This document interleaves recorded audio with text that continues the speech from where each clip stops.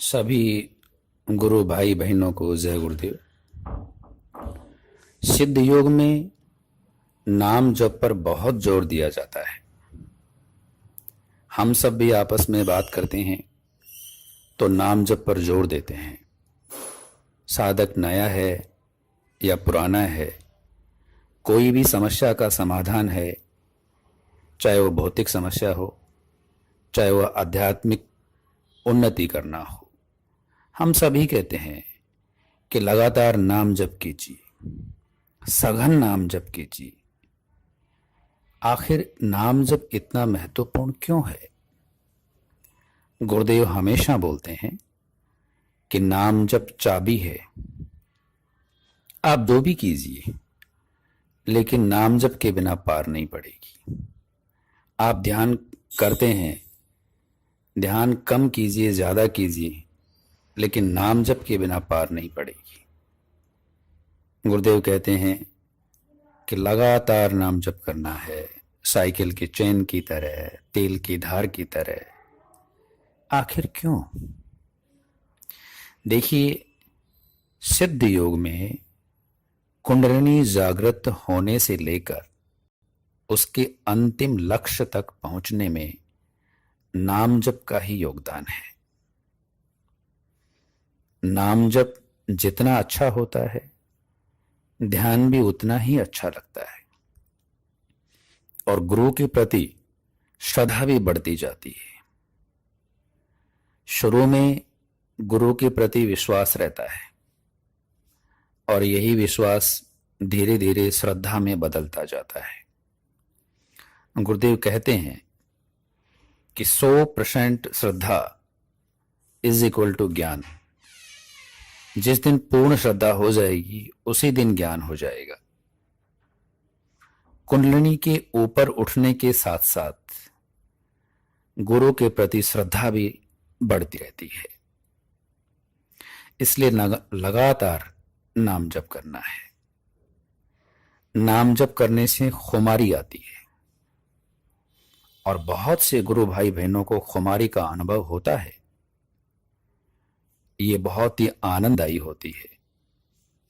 खुमारी बिना इंद्रियों के अंदर से ही अनुभव होने वाला एक नशा है जो लगातार बना रहता है और हमें इसके प्रति सजग रहना चाहिए। ये बहुत महत्वपूर्ण है, क्योंकि ऐसी स्थिति में मंत्र शक्ति अंदर में जागृति बढ़ती जाती है, चैतन्यता बढ़ती जाती है और जितनी चैतन्यता बढ़ेगी, उसी से चित्त की संतुलित अवस्था निर्मित होती है। महर्षि पतंजलि ने चित्त की 4 अवस्थाएं बताई हैं: विक्षिप्त, क्षिप्त, एकाग्र और निरुद्ध। विक्षिप्त एक तरह का पागल होता है। क्षिप्त में हम जैसे सामान्य लोग आते हैं, जो कभी सुखी होते हैं तो कभी दुखी, कभी पागलों का सा व्यवहार करते हैं तो कभी समझदारों का सा व्यवहार करते हैं।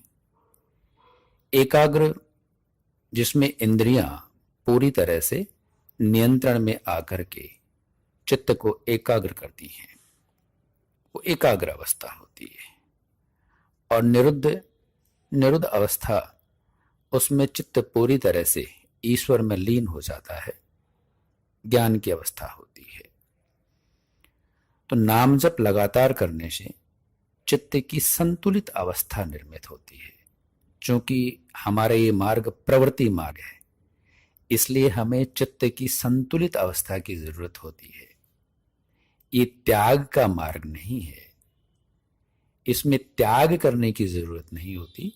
चित्त की संतुलित अवस्था निर्मित होती है, उसी से ही सुख दुख में संभाव पैदा हो जाता है। प्रतिकूलता में हीन भावना नहीं आती और अनुकूलता में अहंकार पैदा नहीं होता।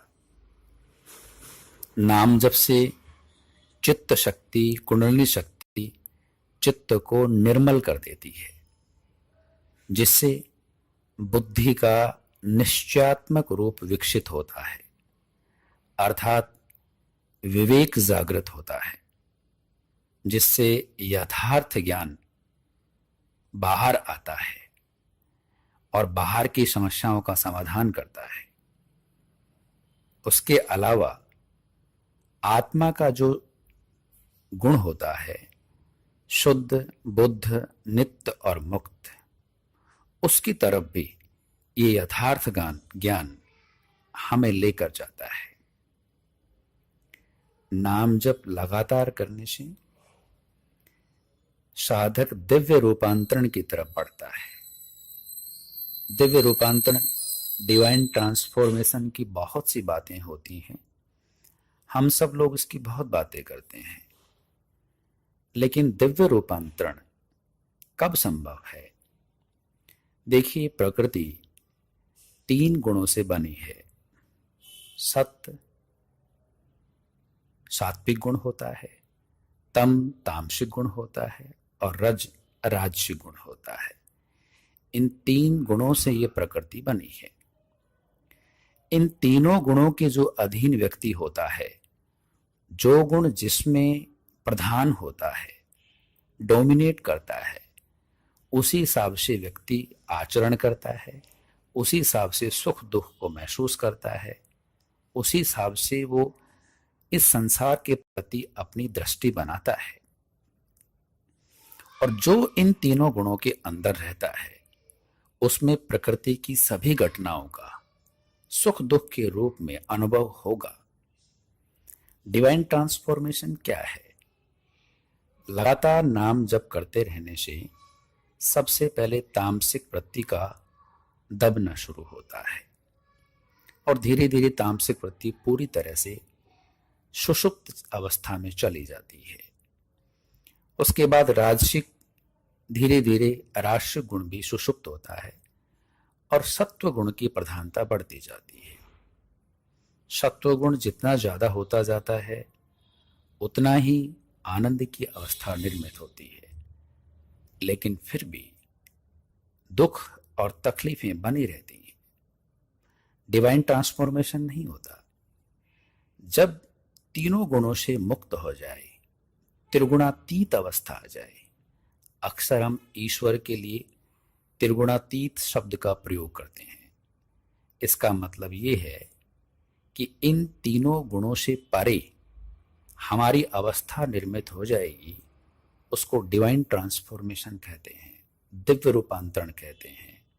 और ऐसे व्यक्ति पर प्रकृति में रहते हुए, प्रवृत्ति मार्ग पर चलते हुए, आनंद का भोग करते हुए, सुख और दुख से परे रहते हुए ज्ञान के उच्चतम स्तर पर पहुंच जाता है, जिसको मुक्त अवस्था कहते हैं। नाम जप लगातार करने से ही